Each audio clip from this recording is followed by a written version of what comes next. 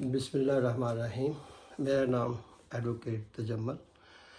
آج کی ویڈیو میں آپ کے لیے بنا رہا ہوں کہ یورپین یونین کیسے بنی اور یہ کن کن مراحل سے گزر کے آج کی اس کامیاب ترین یورپین یونین ہے۔ یہ اس کی مثال کیا اس کی کوئی مثال ہے دنیا میں جو انہوں نے اس کو فالو کیا؟ تو میرے خیال میں اس کی دنیا میں کوئی بھی مثال موجود نہیں ہے۔ جیسے یہ کام کرتی ہے، جیسے اس کو بنایا گیا ہے، اس کی دنیا میں پہلے کوئی مثال موجود نہیں ہے۔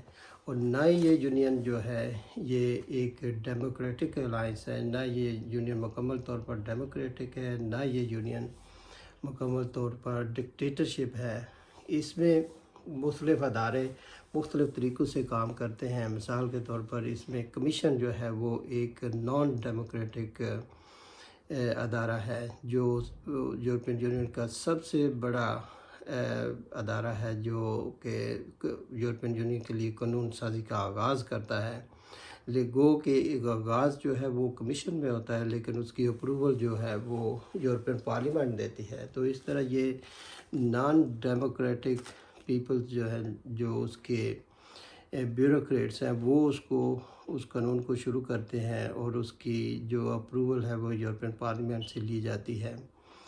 اس کے علاوہ اس کے اور بھی کئی فنکشنز ایسے ہیں جن کی کوئی مثال پہلے اس دنیا میں نہیں ملتی۔ یورپین یونین کا سسٹم جو ہے یہ نہ تو ایک فیڈرل اسٹیٹ کی طرح کام کرتا ہے اور نہ ہی یہ ایک پارلیمانی سسٹم کے ذریعے سے کام کرتا ہے۔ اس کی ایک بالکل نئی اختراع ہے جس طرح سے یہ کام کرتا ہے۔ تو آج میں آپ کو بتاؤں گا کہ یورپین یونین یہ کیسے اس کی شروعات کیسے ہوئی۔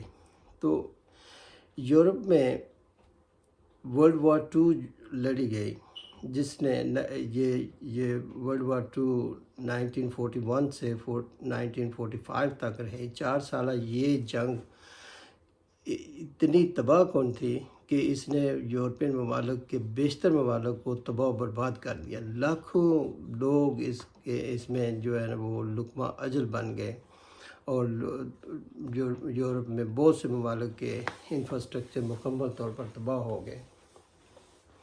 تو اس طرح جو ان کے پولیٹیشنز، ان کے تھنکرز یورپ کے ہیں، انہوں نے یہ سوچنا شروع کر دیا کہ جنگوں نے تو ہمیں تباہ و برباد کر دیا ہے، کہ انہیں کوئی ایسا میکنزم بنایا جائے جس سے آئندہ کوئی جنگ جو ہے وہ یورپین کانٹیننٹ پر نہ لڑی جا سکے۔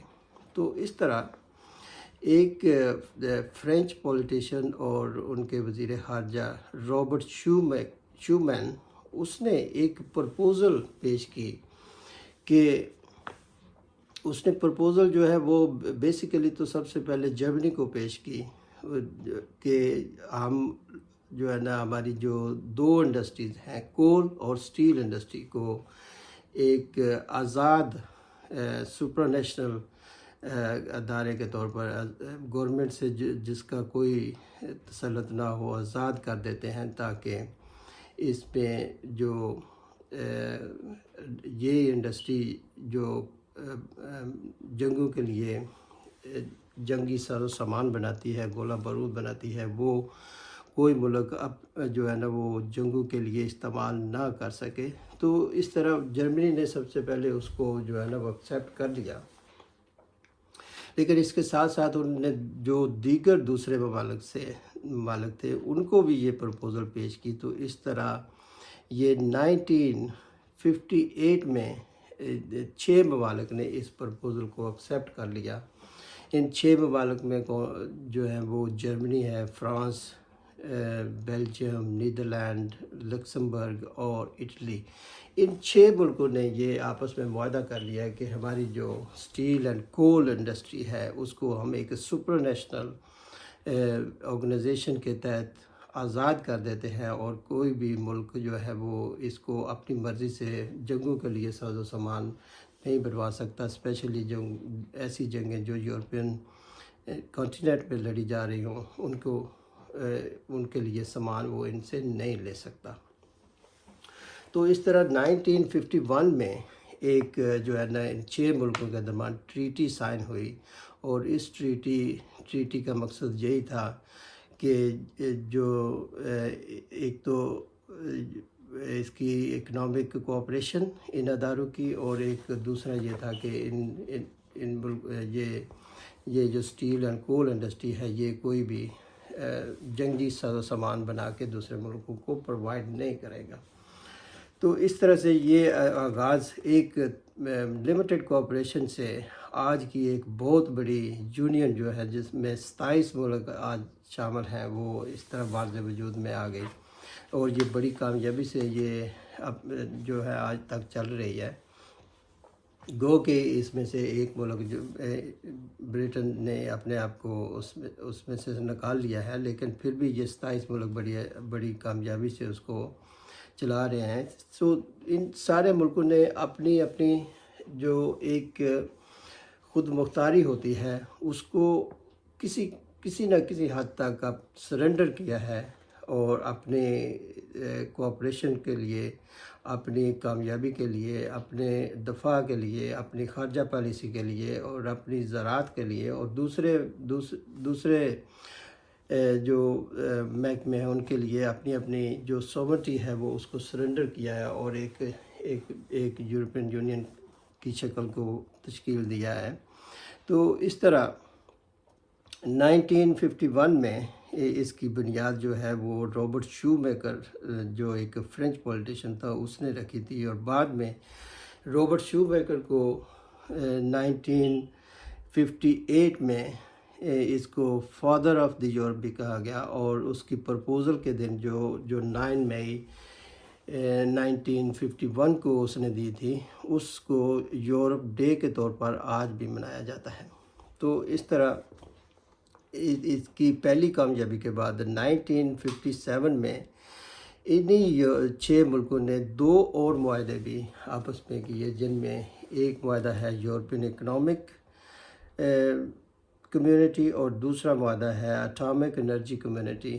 2 معاہدے جو ہیں اور کیے، اور ان کو مزید کوآپریشن میں ڈالا کہ یہ ہم ان اکنامک کمیونٹی میں بھی ایک دوسرے کے ساتھ ہم کوآپریشن کریں گے۔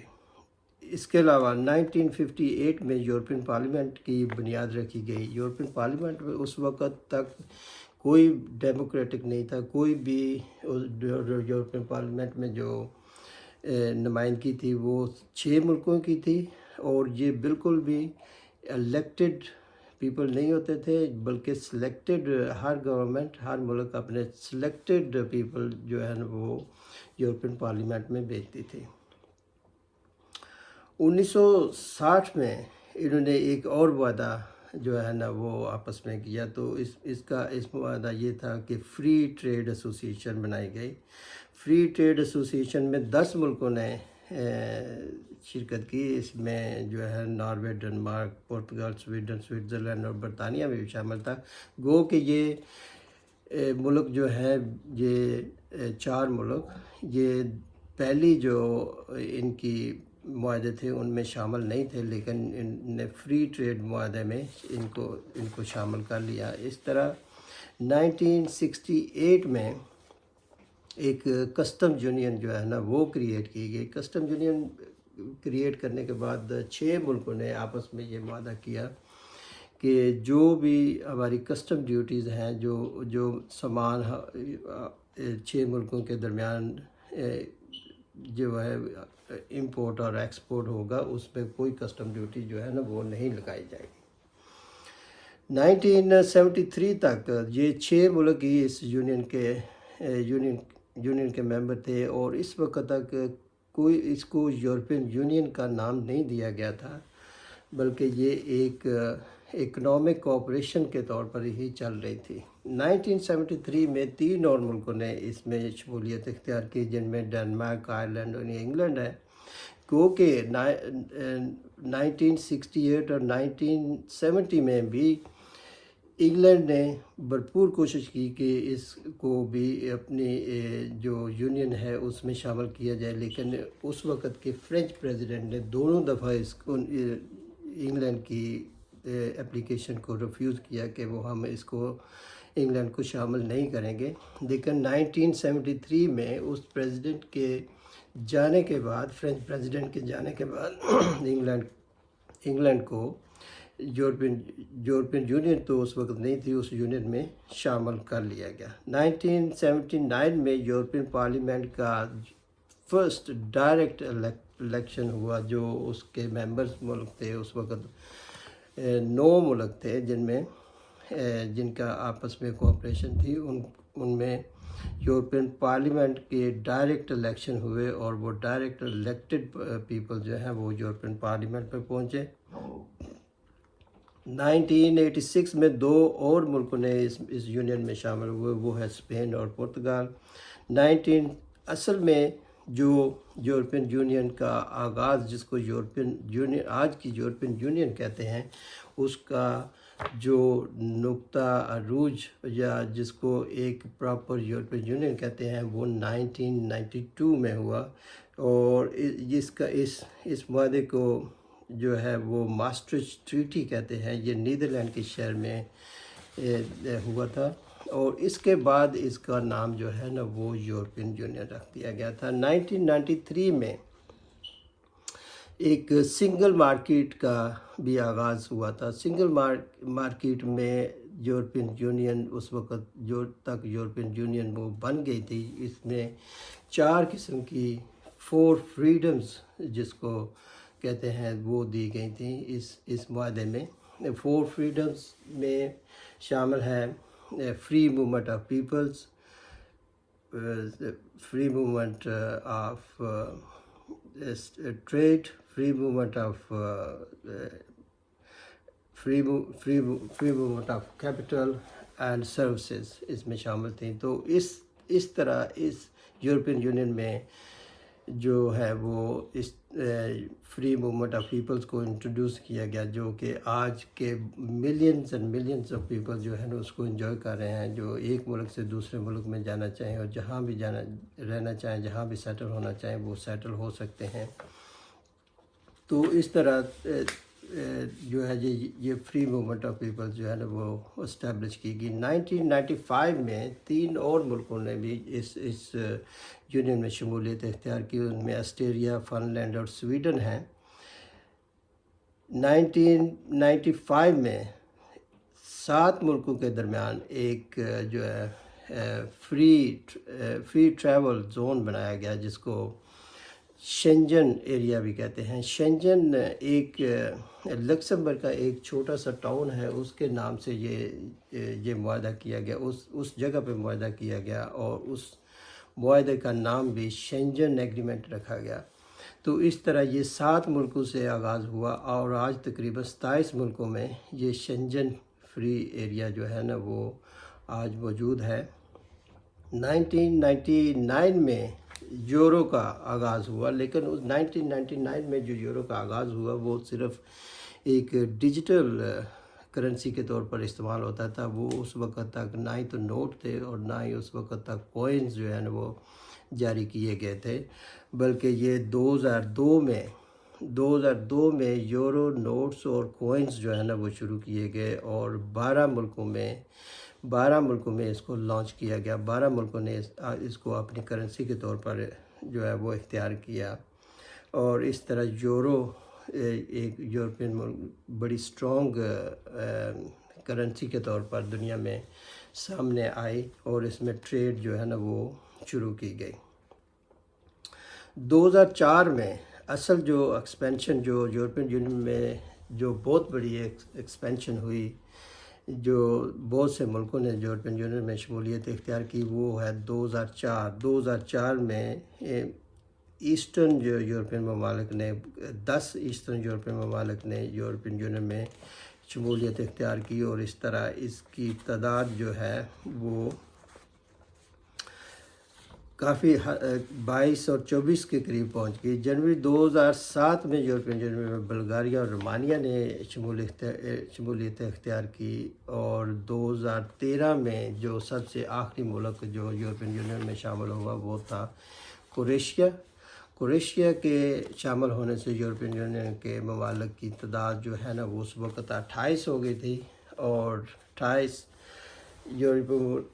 28 کے بعد یہ 27 ملک رہ گئے جب یورپین یونین سے 2016 میں انگلینڈ نے ایک ریفرینڈم کے ذریعے لوگوں نے ووٹ دیا کہ وہ یورپین یونین کا حصہ نہیں رہنا چاہتے، اور 2020 میں یورپین یونین سے انگلینڈ جو ہے وہ نکل گیا اور 27 سال کی رکنیت کو ختم کر دیا۔ اس طرح ایک بہت ہی منفرد اور مختلف طریقے سے کام کرنے والی یونین جو ہے نا وہ معرض وجود میں آئی۔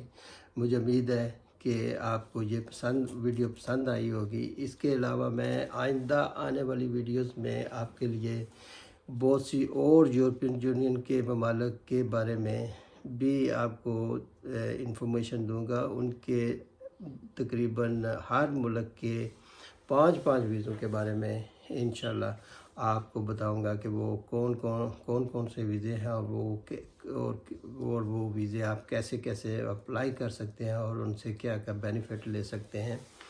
ان ویزوں میں شامل ایک تو ویزا ہے کہ spouse visa, student visa, work visa, visit visa, اور دوسرا یورپین یونین کے ممبرز جو ایک ملک سے دوسرے ملک میں جا کے سیٹل ہو سکتے ہیں، اس ویزے کے بارے میں بھی آپ کو بتاؤں گا۔ اس کے علاوہ آپ کو جو ہیومن رائٹس جو ایک یورپین لا ہے، جو ہیومن رائٹس کے بارے میں بھی آنے والی ویڈیوز میں آپ کو بتاؤں گا کہ وہ کیا ہے، اور ان سے آپ کس طرح آپ فائدہ اٹھا سکتے ہیں۔ ان میں ہر ملک میں تقریباً ایک کیٹیگری ویزے کی ایسی ہے جو ہیومن رائٹس کے زمرے میں آتی ہے۔ وہ میں آپ کو بتاؤں گا کہ وہ کیسے اور کس طرح ہیومن رائٹس کے تحت آپ کسی ملک میں سیٹل ہو سکتے ہیں اور رہ سکتے ہیں۔ امید کرتا ہوں کہ یہ ویڈیو آپ کو پسند آئے گی۔ آپ خود بھی اور اپنے دوستوں کو بھی اس ویڈیو کے بارے میں بتائیں، اور اس کو لائک بھی کریں اور شیئر بھی کریں۔ تھینک یو، اللہ حافظ۔